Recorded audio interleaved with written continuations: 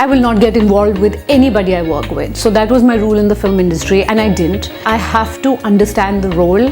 4 songs and this is the hero. I ran out of the door. Common sense, of all the things, common sense is important. But the hero will grab my hair, I'd say, I'm sorry, I don't want to do this. And they'd be like, why? And I said, because it doesn't feel good. If he's grabbing my head, it's putting the woman down. So then I'll kick him or something stupid, I would say.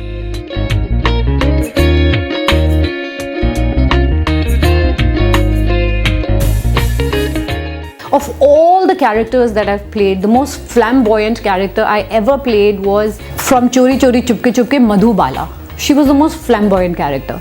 Sapna is 2 bhavs, 2 zones above that, which means she's 12th fail. She has 3 PhDs in her house because she's the daughter of this super don and the wife of another don. So the university has sent her these PhDs कि आप रख लीजिए. हाँ, and बचपन से she has this serious illness of शक. So my tagline in the film is what the shuck. What the shuck. Everything is what the shuck. It wasn't easy. My journey in films was much easier in terms of there was very little discrimination against me. Getting into cricket was very difficult because I was the only woman in an alpha male society, which is predominantly cricket, sports, it's all male. So there I had to fight my way there, and so I didn't feel like being the actress there, and that's why I kind of totally stopped acting, and I wanted to be taken seriously.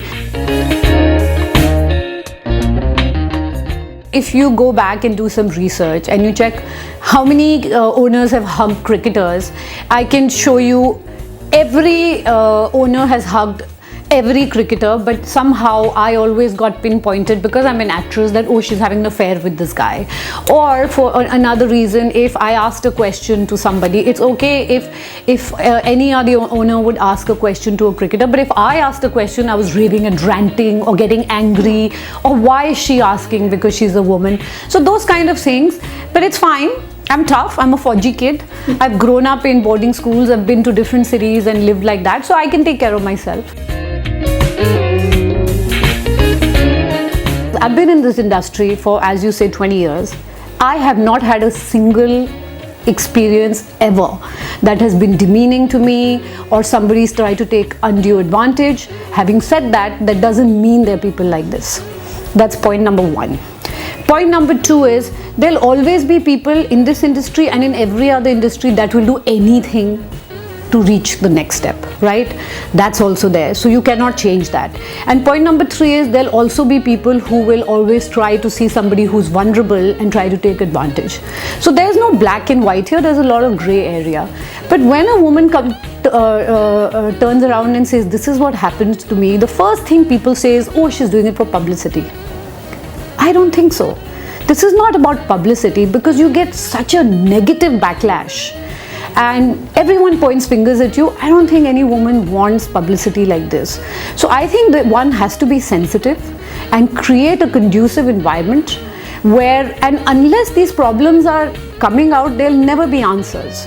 So now there can be checks and balances to make sure that there's a working, healthy environment. And let me tell you, I was never a big fan of Chetan Bhagat. But yesterday I became a fan of his because somebody called him out and he had the grace to say, yes, I did it and I'm sorry. That's all it takes. It's okay to say sorry because you know what? No one's perfect. I'm not perfect, or maybe I am, but you're not perfect and he's not perfect. And jokes aside, we all make mistakes. It's human to make mistakes. It's okay to say sorry and move on.